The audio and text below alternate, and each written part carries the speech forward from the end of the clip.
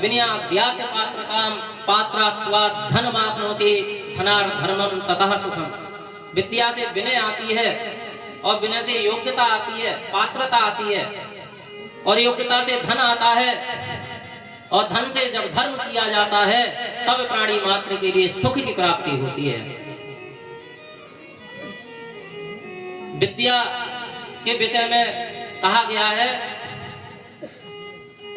जैसी जिसकी योग्यता होती है वैसा ही उसके पास में द्रव्य की उपस्थिति होती है। ये विद्या क्या नहीं करती है प्राणी मात्र के साथ में, यानी सब कुछ करती है। माते रक्षत पिते वहिते नियुक्ते कांते चाभिरन रमयात्यपनीय खेदम कीर्तिं च दिक्षु विमलां वितनोत लक्ष्मीं किं किं न साधयति कल्पलते विद्या। ये जो विद्या है माता एव रक्षति, माता की तरह रक्षा करती है। यस्य पार्श्वे विद्या आगच्छति, जिसके पास में विद्या आ जाती है, माता एव रक्षति, उसका वह विद्या माता की तरह लालन पालन पोषण करती है। जैसे माता अपने बच्चे की रक्षा करती है, कहाँ जा रहा है, जो 1-2 साल का बच्चा होता है, पालक होता है, तो ऐसी माता की तरह बनकर के विद्या रक्षा करती है, ये कहा है। पितेव हिते नियुक्ते, और पिता की तरह पिता बनकर के ये विद्या अच्छे अच्छे कार्यों में नियुक्त करती है। पिता जो होता है अपने पुत्र के लिए दुष्कर्मों से तो निवृत्ति करता है और सत्कर्मों में प्रवृत्ति करता है, यानी कि जो अनैतिक कार्य हैं, जो जीवन में दुखों की उपस्थिति करने वाले कर्म हैं, जो दुष्कर्म है, जिन कर्मों की समाज में निंदा होती है, उन कर्मों से तो दूर हटाता है अपने बच्चे के लिए, बालक के लिए, पुत्र को। और जो अच्छे अच्छे कार्य हैं, जिन कार्यों की समाज प्रशंसा करता है, जिन कार्यों के करने से जीवन में सुखों की उपस्थिति होती है, ऐसे कार्यों में पिता अपने पुत्र के लिए प्रवृत्त करता है, प्रवेश कराता है कि आप ऐसे ऐसे कार्य कीजिए। ऐसे ही ये विद्या पिता बन करके हिते नियुक्ते, जिनमें उसका हित होता है उसमें नियुक्ति कर देता है, नियोजित कर देता है, कर देती है ये विद्या पिता बन करके। और क्या करती है, कांते भचा रमयत्तपनीय खेदम। खेदम आपने देखा होगा, मार्ग में लिखा होता है कष्ट के लिए खेद है।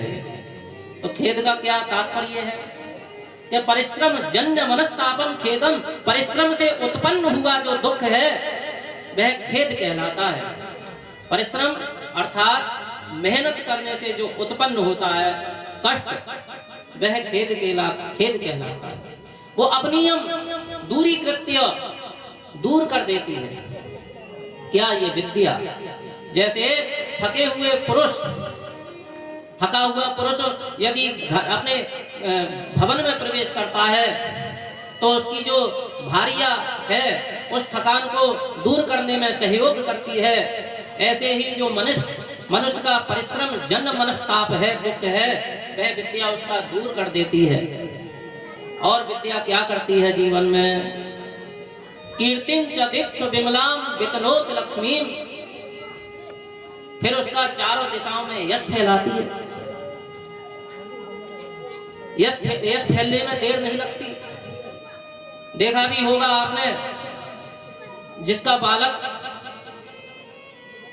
पढ़ने में तेज होता है उसके लिए कोई विजिटिंग कार्ड की आवश्यकता नहीं पड़ती, फ्लेक्सी नहीं छपवानी पड़ती है, उसके लिए कहीं कहने की आवश्यकता नहीं पड़ती, लोग अपने आप ही जान जाते हैं। लक्ष्मी स्वयं उसको वरण करने के लिए आती है, लक्ष्मी की उसको चिंता करने की आवश्यकता नहीं पड़ती। तो इसलिए लक्ष्मी के लिए जो दुखी प्राणी है उनके लिए क्यों ना यही उपाय करना चाहिए। किम किम न साधयति कल्पलते विद्या, ये विद्या प्राणी मात्र के साथ में क्या क्या नहीं करती है। अर्थात कल्प वृक्ष की तरह सब कुछ देती है। सब कुछ देने वाली ये विद्या है और सभी लोग जानते हैं। यदि नहीं जानते होते तो अपने पुत्रों से ये नहीं कहते पढ़ो, दिन में 4 बार कहते उठते हैं कि पुस्तक पकड़ो, दोपहर में आए तो पुस्तक पकड़ो, खेलती रहते हो पूरे दिन, पढ़ते क्यों नहीं हो। निरंतर माता पिता कम से कम 20 बार अपने बच्चों से कहते हैं, क्योंकि ये विद्या उनके लिए भी पता है सब कुछ देती है।